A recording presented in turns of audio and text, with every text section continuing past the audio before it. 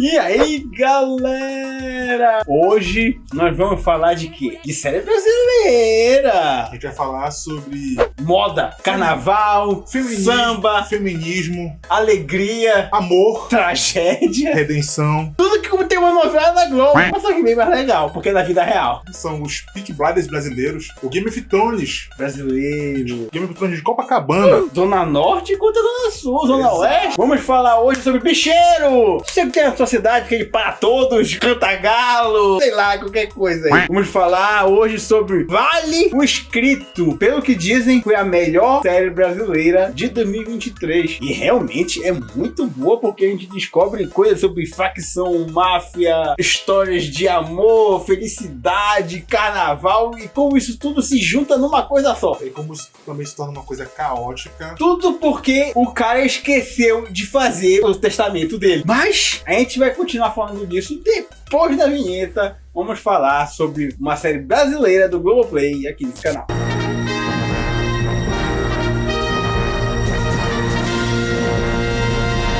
A história, lembrando, não é baseada em fatos reais, realmente é documentada. São 7 episódios. São 7 episódios fortemente documentados em entrevistas feitas pelo Pedro Bial. Mas eu acho que renderia como uma série também, com personagens interpretando aquilo. Seria maravilhoso também. Com atores bons, né? Tem que ser ator, porque pra interpretar o jeito que essas pessoas eram na vida real. Tudo começa com Miro Garcia e Capitão Guimarães. Também temos o Tio Patinhas. Ele é mencionado, mas ele fica mais nos bastidores. Porque ele era muito rico, ele dava dinheiro para os bicheiros construírem os seus negócios. E isso tudo também tinha o bicheiro mais poderoso, Castor de Andrade. Ele surge quase que no mesmo período do Miro e do glorioso Capitão Guimarães. Esse bicho é muito carismático. Como a gente não mora no Rio de Janeiro, a gente não sabe a força que essas pessoas têm. Quem mora lá sabe a força que essas pessoas têm no cotidiano dos outros. O Castor de Andrade, que ele foi entrevistado pelo Jô Soares, é um cara carismático. Lembrando que em nenhum momento o jogo do bicho foi uma coisa legal. Está tentando ser atualmente, mas não é. Piruinha. Piruinha. Só que ele não aparece nos primeiros episódios, ele aparece mais lá pra frente. Era de ouro. Era aquela época em que tinha uma rixa, mas só que eles tentavam se respeitar entre si. Cada um no seu lugarzinho. Ele tinha sujeira, mas é óbvio que tinha. Mas não era tão explícito como veio os seus sucessores. E tinha uma coisa que unia todo mundo. O carnaval. Porque nem tudo é sobre dinheiro, a não ser que tu deva algum deles.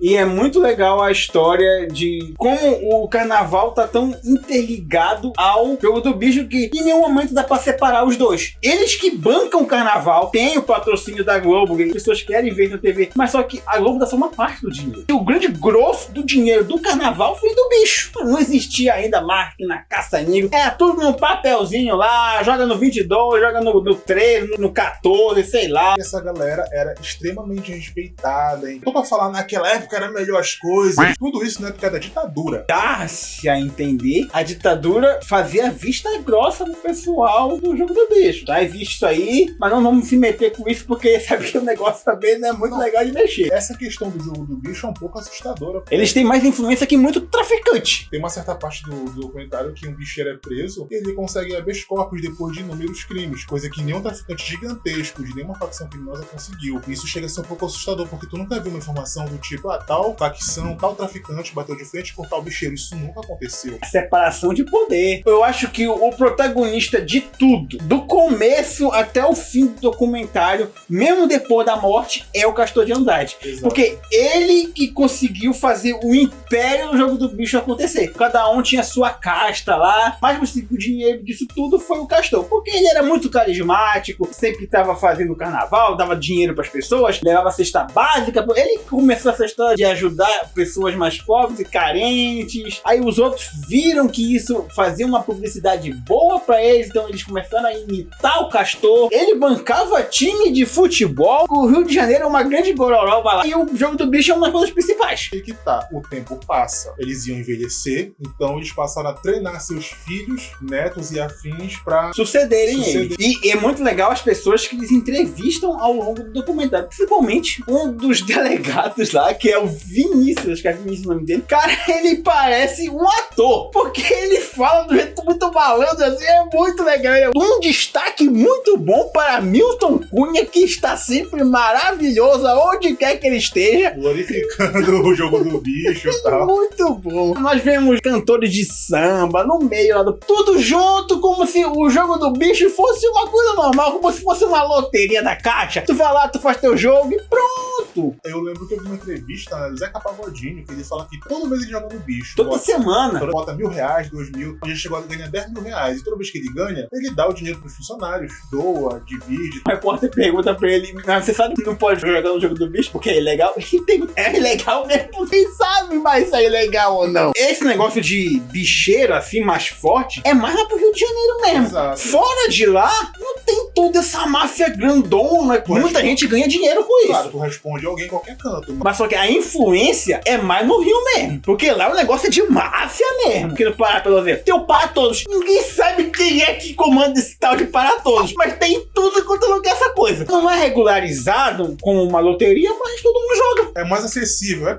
amor. Depois de toda a Se persistirem os sintomas, o médico deverá ser consultado. influência que o Castor de Andrade teve ao longo do tempo, chega no fatídico ano de 1997, em que ele morre. O problema foi a partir disso, porque, ao que parece, ele se achava eterno. Em nenhum momento ele achava que iria morrer. Castor de Andrade é eterno. Nossos corações. Olha o nome do cara, é Castor. Foi entrevistado pelo Jô Soares do Velho Testamento. Maninho. Maninho era filho do Milo Garcia. É o considerado o rei do Rio, playboy, explosivo, extremamente violento. Nós vemos o casamento dele. Ele era uma pessoa de poucos amigos, bem reservado no canto dele. Porém, era a família dele o importante. Fora disso, ele era uma pessoa bem agressiva. Era um bom pai. Aquela foto dele na moto, aquele pôster que ele ganhou de moto lá, o rei do Rio. O Miro se aposenta do jogo do bicho e tem seu sucessor. Ele tenta ser. A real é que a morte do Castor desestruturou tudo. Porque vieram pessoas que queriam as coisas do Castor, só que elas ficaram disputando entre si. Só que elas foram se aliando a outras pessoas. Se fosse só aquele pessoal da velha guarda, ia manter tudo no respeito, tal, de boa, tá aqui. Glorioso Capitão Guimarães, o Anísio, Tio Patinhas. E o Piruinha. É um fator importante porque ele é aquele cara. Ele é o apaziguador É o do. cara que todo mundo gosta, todo mundo respeita e todo mundo tem medo. O cara tem mais de 90 anos e é muito carismático. 19 filhos, 18 agora. Essa guerra do jogo do bicho começou exatamente no dia que O Castor morre. Foi uma grande comoção no Rio de Janeiro. E já a partir de 1998, foi um ano seguinte, já tem merda. Que é quando morre o primo do Maninho. Quem mandou matar o primo dele? O Maninho. Que era o Paulinho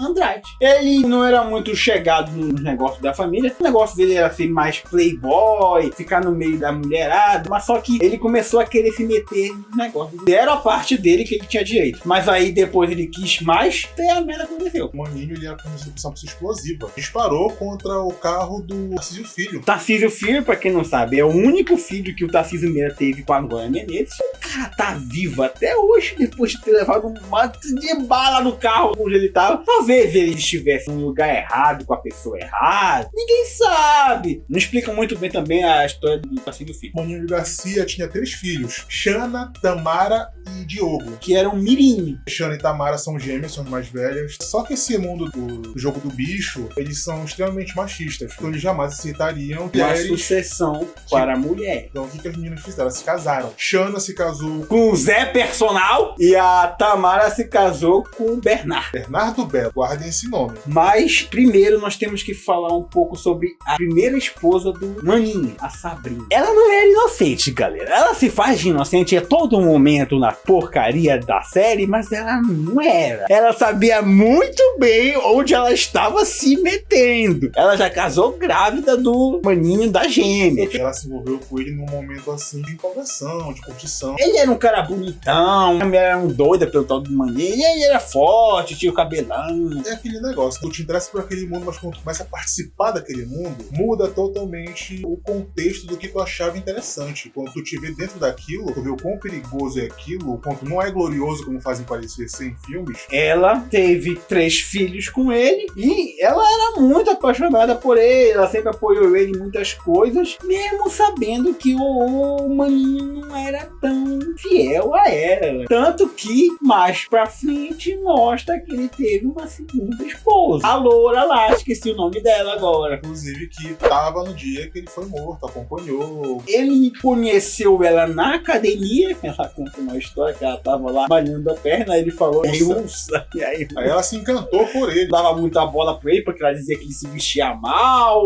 Ela falou mal até da cueca. Se eu chegar numa mulher assim, e aí, russa, ela chama a polícia. Como ele tinha uma pinta de ator e dinheiro, ela meio que já conhecia ele, só que ela não dava bola pra ele, ela achava que ele se vestia mal. Ele tinha basicamente toda a zona sul do Rio de Janeiro, ó, no controle dele. Tava avançando pra zona norte, o problema foi quando ele quis avançar pra zona oeste, que é ali que foi a cagada. Ele já tava controlando os dois lados do negócio e queria expandir mais. Só que do outro lado da moeda estava quem? Rogério Andrade, sobrinho do Castor. No primeiro momento, ele não é tão citado, só sabemos que as pessoas não gostam nem de falar no nome dele porque tem medo de ele perseguir essas pessoas. Ele manda dar cabo do maninho porque ele tava querendo a estrutura de poder maior do que o que ele podia ter. Ele já tava muito forte, mas ele queria mais. Ele queria basicamente o controle de todo o Rio de Janeiro, se o Rogério não deixasse ele avançar mais. Ele já tinha as máquinas caça-níquel nessa época, não era mais só jogo do bicho. Um certo dia, que ele já tava ficando com calor lá, ele tá malhando, ele pega a moto dele saindo do treino e é alvejado. Fica lá o rastro de sangue no chão e a moto dele lá. Era uma vez um anime. Como não tem muito essa questão de vácuo de poder no meio da contravenção,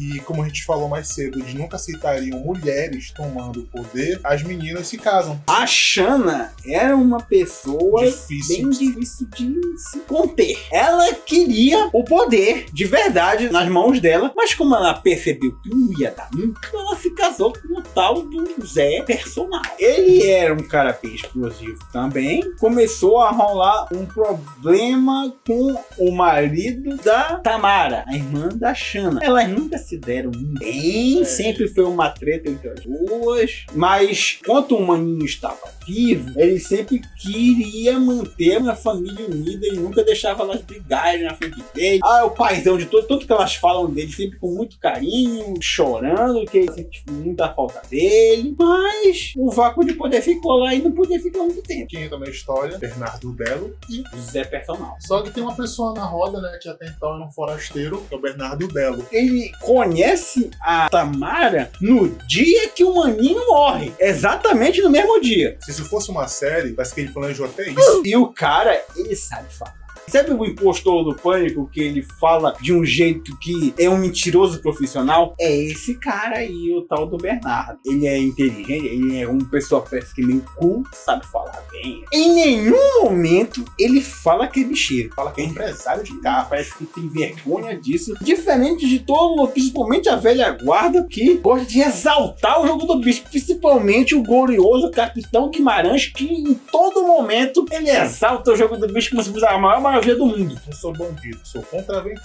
Nos últimos episódios ele até fala que se o jogo do bicho for legalizado, eu vou virar empresário. Em nenhum momento eu quero ser empresário, eu quero continuar sendo chamado de contraventor. Eu adoro o Capitão Guimarães. Bernardo, então, ele surge no dia que o maninho morre, ela começa a ter um relacionamento com ele. A Shanna em nenhum momento parece gostar de verdade do Zé Personal. Ela mesma fala que você foi apaixonada por ele, só pra ter um homem pra gerir os negócios. Ele começa a gerir a Zona Norte, o Bernardo vai pra Zona Sul. Só que o Bernardo quer mais poder. Então o Zé Personal, ele morre dentro de um terreiro de Umbanda. Mandaram matar esse cara, ninguém sabe quem foi. O maior culpado é o tal do Bernardo. Só que como ele nunca é o culpado de nada, ele é o maior santo que foi entrevistado no mundo. Então ele sempre joga a culpa dele na Shanna ou no Rogério. É os dois bodes expiatórios do Bernardo. Nunca é ele. Ele fala no momento que ele nunca abriu uma máquina caça-níquel, que ele nem sei abrir o negócio. Ridículo. Aí o Zé Personal morre e basicamente toda a estrutura de poder foi para o forasteiro do da família, que é o Bernardo. A Tamara se separa dele, mas ninguém sabe que ela continua, parece que uma lavagem cerebral na cabeça da Tamara. Ela continua defendendo ele com unhas e dentes. Eu não gosto da Shanna. Adorei a Shanna a propósito de que ela é muito carismática. Ela é uma das que estava respondendo o processo pela morte do tal do Zé Personal. Ela é uma das suspeitas. Antes temos que falar do o que aparece depois. Antes do clima do vídeo ficar pesado, Piruinha! Um dos grandes personagens desse jogo do bicho. Um cara que já tá com mais de 90 anos, continua dizendo que é bicheiro, que não se aposentou, vai se aposentar só quando morrer. Mesmo o Capitão Guimarães e o Anísio já falando que eles já aposentaram do carnaval. Ele não, ele continua lá. Piruinha sabe viver. Ele falou que é apaixonado por todas as mulheres. É um romântico. Ele é um grande romântico. Tá até hoje casado com uma moça lá. Nunca firmou pra ninguém. Então pastor, porque devia $500 mil. Mas a culpa é do cara. Que não tá devendo, não paga. O pastor não pagou ele. Aconteceu um acidente. Você emprestou e você não quer que pague. Deu uma garantia. Pode ter tido uma depressão, a diabetes também. Pode ter tido um pico de ansiedade. Exato. Porque Piruinha é amor. Bota a foto do Piruinha. Tu acha que esse cara vai fazer alguma coisa Parece com alguém? um vovô, é aquele teu avô. Tu vai lá e pede o dinheiro pra ele pra comprar um pirulito na esquina ou pra jogar um videogame. Piruinha é teu avô.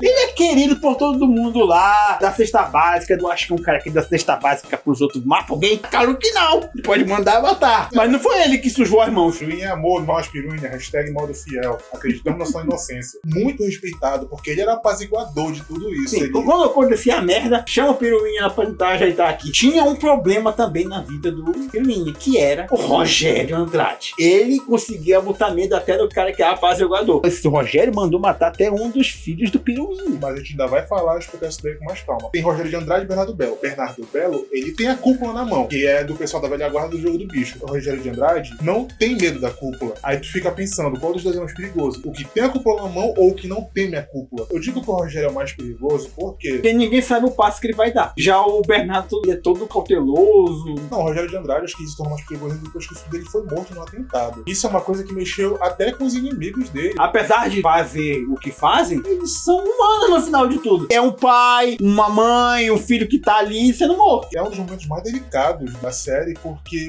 mostra, infelizmente, um pouco da questão do incidente que ocorreu com o filho dele. Isso vai dar merda. E deu, realmente. O carro era blindado. Implantaram uma granada embaixo lá. O Rogério só teve algumas escoriações no rosto. Nesse dia, era pra ele estar dirigindo. Só que como o filho dele tinha acabado de tirar a carteira, não dirige aí, meu filho. Ele foi entrevistado no dia do velório e perguntaram, vai ter retaliação? Ele, eu não sou homem vingativo. 19 mortes. Entre uma das mortes estava o filho do Piruinha. Esse é um dos motivos do Rogério de Andrade ser um homem tão perigoso. Adriano de Nóbrega. Além de toda a cagada que nós estávamos vendo, não estávamos esperando que iam meter política no meio. Eles estavam assistindo assim, de boa, vai ser negócio do jogo do bicho, vão mostrar a máfia, de repente eita, Marielle Franco, os Queiroz, Adriano da Nóbrega. Se isso fosse uma série, ele seria um personagem com arco de anti-herói, vilão Redenção e no final. O Adriano de Nóbrega, ele começou com policial militar, depois foi Pop. era um policial que tinha certo prazer em torturar. Mas só que ele era muito bom. Ele era bem disciplinado no curso, ele era um dos melhores. Ele ganhou um monte de medalha, ganhou até medalha de Tiradentes, ganhou um monte de coisa, porque ele era bom no que fazia. Só que o problema é que ele gostava de torturar as pessoas, quem ele pegava. Tipo no filme mesmo, Tropa de Elite. A esposa, a viúva, ela também foi entrevistada, continua apaixonada por ele até hoje, porque ela fala dele com muito carinho e muito amor. Ela parece um pouco com a Vanessa Camargo. Essa parte do documentário é uma parte assim que tu vê que...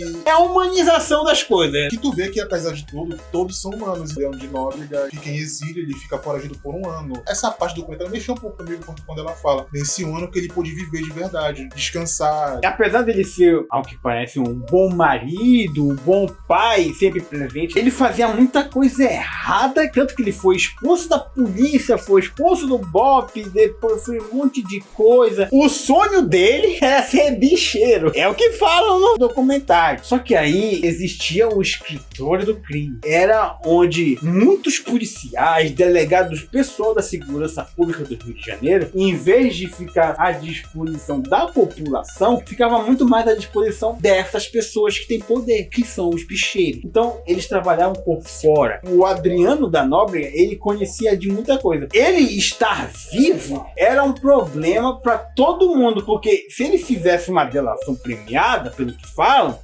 metade da polícia do Rio de Janeiro ia pra cadeia. E a cadeia. outra metade ia ficar com medo. É a jornalista que fala isso. Nós não estamos falando disso, não. Veja o documentário. São 7 episódios. Veja lá. Ariel de Nóbrega foi morto. Ele foi um dos executores no meio lá da morte da Marielle, junto com o Rony Lessa, toda essa galera do bem aí, que trabalhava por Rogério Andrade. Ele era um dos braços direitos do Maninho. A Xana também, ele era o homem das... A Xana sempre recorria a ele quando aconteceu alguma besteira, então ele tava no meio da merda lá. Ele teve 1000 vidas de uma vida só. Ele fazia muita coisa. Ele conseguiu viver mais quando ele era foragido. Ele vivia pro trabalho, basicamente. Só que o trabalho dele era com coisa errada. Ele tava vivendo com a esposa dele lá na Bahia, que ele saiu do Rio de Janeiro foragido, ficou vivendo lá por 1 ano, escondido. 1 ano depois dele foragido, o pessoal bate na casa dele, aí ele foge e vai sozinho. Manda a mulher dele fugir também, ela faz uma caminhonete. No meio do caminho dela voltando pra cidade, interceptam a caminhonete e o cara que tá dirigindo derruba tudo. Então eles rastreiam já toda a operação e o Adriano morre aí. O que aconteceu de verdade com ele? Por que ele tinha marcas de tortura? A esposa dele fala que tiraram todos os órgãos dele e encheram ele de jornal. Não sei se é verdade. O tal do Rony Lessa mostra também o que aconteceu com ele. Ele perdeu uma perna, cagada aí atrás da outra. O pessoal do bicho aí, principalmente fora da velha guarda, é tudo muito violento. Tanto que depois disso nós vemos que o filho caçula do Maninho também vai de berço. Morreu em 2017. Era um dos poucos que não era envolvido nisso. Ele era o mais grudado à mãe, ainda vivia com ela. Ele até quis ser jogador de futebol, fez base lá em Portugal. Depois voltou pro Brasil, ele ia jogar no Vasco, mas ele teve uma entorse no joelho e não deu muito certo. Então ele foi jogar poker, virou jogador profissional de poker. Ele não tava metido com essa galera do jogo do bicho, mas por ser parente do Maninho, não tinha como escapar da merda. Ele questionou algumas pessoas do porquê de estar acontecendo tais coisas. O dinheiro da família estava sumindo. E quem tava ficando com mais poder e mais dinheiro no meio de tudo era o tal do Bernardo. Só que o Bernardo sempre tirava o dele da reta. Nunca fiz isso. Eu era muito próximo ao Mirinho. Só que os sequestradores, porque o amigo do Mirinho liga pra ele no meio do sequestro, leva tal quantia de dinheiro, porque ele era meio que o sócio dele. Eles cresceram juntos. Fala pra ele trazer tal quantia de dinheiro que depois a gente vê como a gente consegue isso. Ia levar o dinheiro, ele encontra os sequestradores. Ele ficou 2 dias sequestrado. Ele levou o dinheiro. Aí quando ele ia entregar o dinheiro, joga os dois dentro do carro. Aí começa a cagada. Ele fala que a todo momento os sequestradores falavam o nome do Bernardo. Só que o Bernardo sempre diz que